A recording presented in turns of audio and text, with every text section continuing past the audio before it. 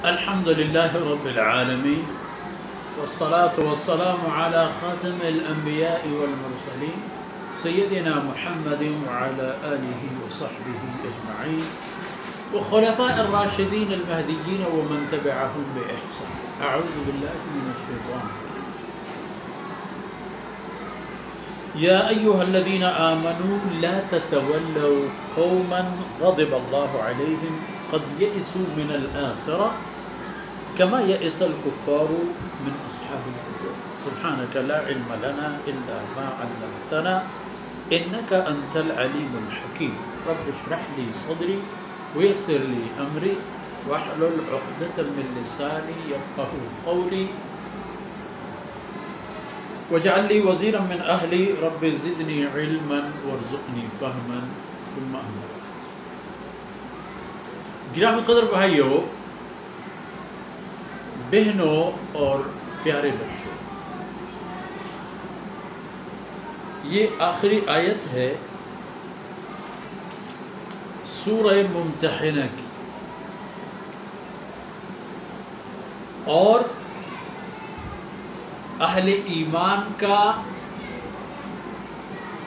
اسلام کے دشمنوں کے ساتھ پالیسی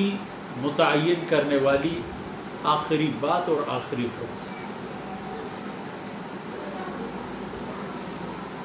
اور اس سے پہلے والی آیت کی کچھ باتیں رہ گئی تھی، پہلے ان باتوں کی تکمیل کی طرف جاتے ہیں اور پھر دوبارہ اس آیت کی طرف انشاءاللہ آتے ہیں. یا ایھا النبی اذا جاءک المؤمنات یبایعنک، اے پیغمبر جب آپ کے پاس اللہ کی ایمان والی باندیاں آ جائیں گی بیعت لینے. بیعت ایک تو ہوتا ہے نا ہاتھ ملا کے ان سے عہد لینا. رسول اللہ صلی اللہ علیہ وسلم کا مسلمان صحابیات کے ساتھ، اہل ایمان خواتین کے ساتھ بیعت اسی طرح کی نہیں ہوتی. ہاتھ ملائے بغیر آپ صلی اللہ علیہ وسلم ان سے ارشاد فرماتے تھے عہد.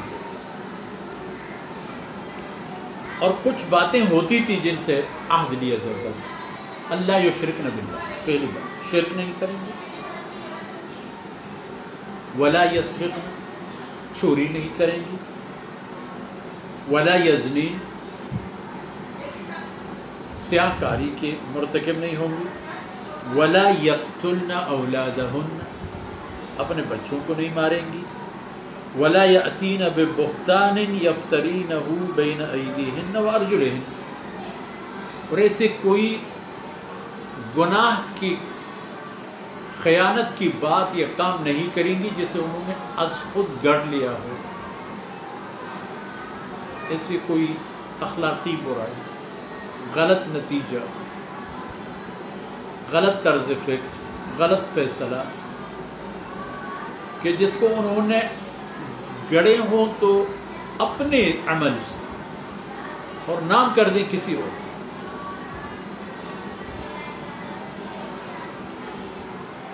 یہ اور ولا یعصینک فی معروف، اور اس بات بیعت کریں گے اس بات کی کہ پیغمبر صلی اللہ علیہ وسلم کی نافرمانی نہیں کریں گی. اللہ کی بندگی کے ہر کام، ہر معاملے معروف وسیع بات ہے. اللہ رب العزت کے ہر حکم اور ہر فرمان پر چلنا معروف ہے، اور اللہ کے حکم سے ہٹ کر چلنا ممکن ہے. ولا یعصینک فی معروف، یہ عہد لیں گی کہ کسی بھی شرعی کام میں، جائز کام میں آپ کی نافرمانی نہیں کریں گے. تو فبایعہن، آپ ان سے بیعت لیں. بیعت دو طرح کی لی جاتی تھی اور دونوں بھی مطلوب ہوتی تھی.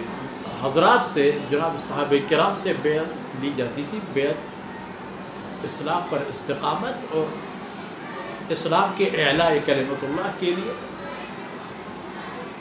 موت تک چلے جانے. اور حضرت عبادہ بن صامت رضی اللہ عنہ جو ان حضرات میں سے ہیں جنہوں نے آپ صلی اللہ علیہ وسلم سے ابتدائی دورانی میں عقبات میں بیعت میں شامل تھے، وہ یہی فرماتے ہیں کہ ہم نے رسول اللہ صلی اللہ علیہ وسلم کے ہاتھوں اسلام کے لیے اور رسول اللہ صلی اللہ علیہ وسلم کی رفاقت اور آپ کی حمایت میں موت کی بھی بیعت کی، اور یہ بیعت بھی دی جاتی ہے کہ شرک نہیں کریں گے، زنا نہیں کریں گے، کفر نہیں کریں گے، اور کسی بھی جائز کام میں رسول کی نافرمانی نہیں کریں گے۔ لیکن خواتین سے یہی بیعت نہیں ہے، کیونکہ اصولی طور پر من حیث المجموع اگرچہ خواتین کی بھی کارنامے ہیں جہاد میں، قتال میں، کفار کو مارنے میں، کفار کے لشکروں پر طوفان کی طرح یلغار کرنے میں، لیکن وہ خال ہے، عمومی کام مردوں میں، اور خواتین چوکنا رہ کر کے لشکر کے عقب میں ان کی حمایت کریں گی، خدمت کریں گی، ضرورت پڑنے پر جس طرح کے حالات اجازت دیں اسی طرح کی ان کی رفاقت ہوگی۔ تو ان سے بیعت لے لیجئے، واستغفر لہن اللہ، پیغمبر پر ان کے لیے اللہ رب العزت کی بارگاہ سے مغفرت بھی طلب کی،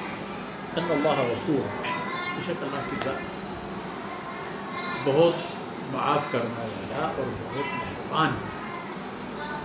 کہ جو بیعت کریں گے اس کے بعد اپنے حالات تبدیل کریں گے، اس سے پہلے جو کوتاہیاں ہوئی تھیں اللہ ان کے لیے غفور رحیم ہے، لغزشیں اس کے بعد بھی اگر ہوں گی ان کے لیے بھی اللہ غفور رحیم ہے، لیکن عزم و راسخ ان کی یہی ہو کہ جس بات کی انہوں نے بیعت کی ہے اس پر کبھی پیچھے نہیں ہٹیں گی، اور اس سے اب وہ کبھی پھسلیں گی بھی نہیں۔ تو یہاں تک ہی اب آخری بات جو حکم ہے اہل ایمان کا معاشرے کی اپنے ان اقوام کے ساتھ جو کفار ہیں ان کے لیے، تو بات آ گئی ہے۔ کفار دو طرح کے ہیں، ایک ہی وہ لوگ جو آپ سے لڑائی کی حالت میں ہیں، مشرکین مکہ اور ان کے ساتھی، اور کچھ لوگ ایسے ہیں جو کفر میں تو ہیں لیکن انہوں نے آپ کی کسی دشمن سے آپ کے خلاف معاہدہ نہیں کیا ہے، آپ سے لڑنے کا انہوں نے ارادہ اور تیاری بھی نہیں کی ہے،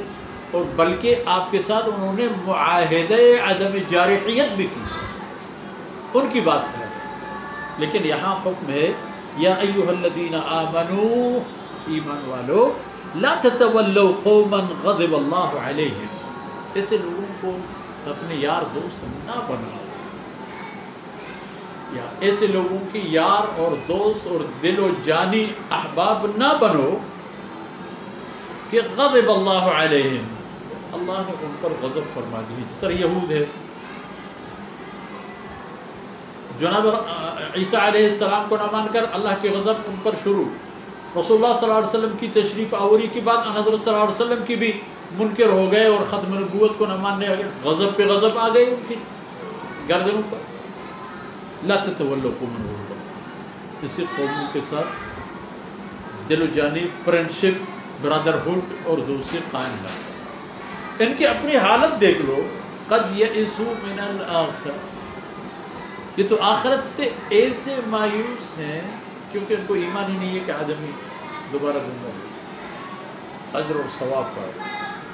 قد یئسوا من الآخرہ کما یئس الکفار من اصحاب القبور، جس طرح کفار اس بات سے مایوس ہیں کہ ان کے مرے ہوئے لوگ وہ دوبارہ زندہ نہیں ہوں گے، حساب کتاب نہیں ہوگا وغیرہ وغیرہ، یہ بھی اسی طرح مایوس ہیں، ان کو بھی یہی بات کھا چکی ہے کہ بھئی مر گئے تو بات ختم ہو گئی، دوبارہ کوئی وہ پیدا ہونا یا زندہ ہونا یا دوبارہ معرض وجود میں آنے کی نوبت نہیں ہے۔ جب یہ بات کریں گی، ان کی بات جب یہ ہوگی، ان کے طرز فکر جب یہ ہوں گے، تو آخرت کی تیاری بھی نہیں کریں گے اور جہنم کے مستحق قرار ہیں۔ تو ان کے یار اور دوست ہیں، یار اور دوست بنو اپنے اہل ایمان بھائیوں کے ساتھ، اہل اسلام بھائیوں کے ساتھ، ان کے ساتھ صرف اس حد تک رہا کرو کہ اگر وہ چاہیں تو آپ کی طرف آ سکیں، اسلام کی تعلیم سن سکیں، عمل کر سکیں، لیکن یہ کبھی دل میں مبتلا نہ ہو جانا اس سادگی میں کہ بس ہمارے اور ان کی دوستی پکی، ایسے کافر مسلمان کے کبھی دوست نہیں بن سکیں گے۔ اس لیے اہل اسلام کو اپنے طور پر اپنے ترجیحات متعین کرنے ہیں اور پالیسیاں بنانے۔ ان معروضات کے ساتھ ہی ہماری باتیں اختتام پذیر ہوتی ہیں۔ اللہ رب العزت کمی بیشی معاف فرمائے، خامیوں سے درگزر فرمائے، اور جو کچھ عرض کیا گیا اللہ تعالیٰ ان کو میرے اور آپ کے اور ہمارے عزیزوں کے دنیا اور آخرت کے ذخیرہ خیر بنائے۔ وصلی اللہ علی نبینا محمد وعلی آلہ وصحبہ اجمعین۔